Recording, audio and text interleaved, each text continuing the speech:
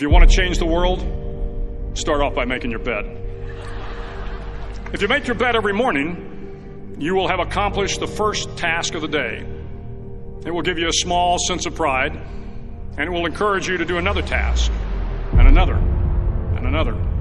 And by the end of the day, that one task completed will have turned into many tasks completed. Making your bed will also reinforce the fact that the little things in life matter. If you can't do the little things right, you'll never be able to do the big things right. And if by chance you have a miserable day, you will come home to a bed that is made, that you made.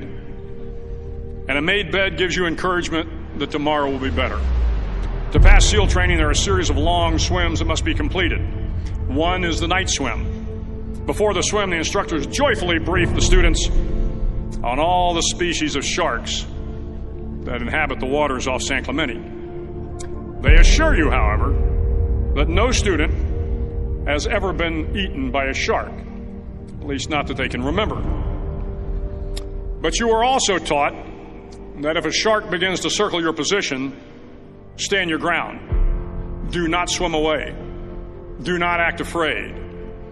And if the shark, hungry for a midnight snack, darts towards you, then summons up all your strength and punch him in the snout, and he will turn and swim away. There are a lot of sharks in the world. If you hope to complete the swim, you will have to deal with them. So if you want to change the world, don't back down from the sharks. Over a few weeks of difficult training, my SEAL class, which started with 150 men, was down to just 42. There were now 6 boat crews of 7 men each. I was in the boat with the tall guys, but the best boat crew we had was made up of the little guys, the Munchkin crew, we called them. No one was over 5'5". The Munchkin boat crew had 1 American Indian, 1 African American, 1 Polish American, 1 Greek American, 1 Italian American, and 2 tough kids from the Midwest. They out-paddled, outran, and outswam all the other boat crews. The big men in the other boat crews would always make good-natured fun of the tiny little flippers the Munchkins put on their tiny little feet prior to every swim.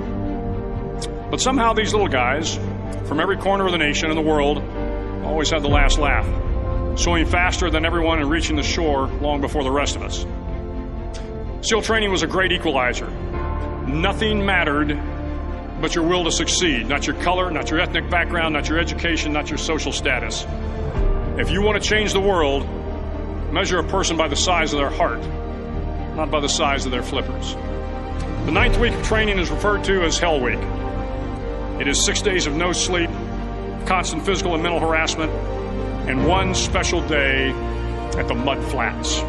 The Mud Flats are an area between San Diego and Tijuana where the water runs off and creates the Tijuana Sloughs, a swampy patch of terrain where the mud will engulf you. It is on Wednesday of Hell Week that you paddle down to the Mud Flats and spend the next 15 hours trying to survive the freezing cold, the howling wind, and the incessant pressure to quit from the instructors.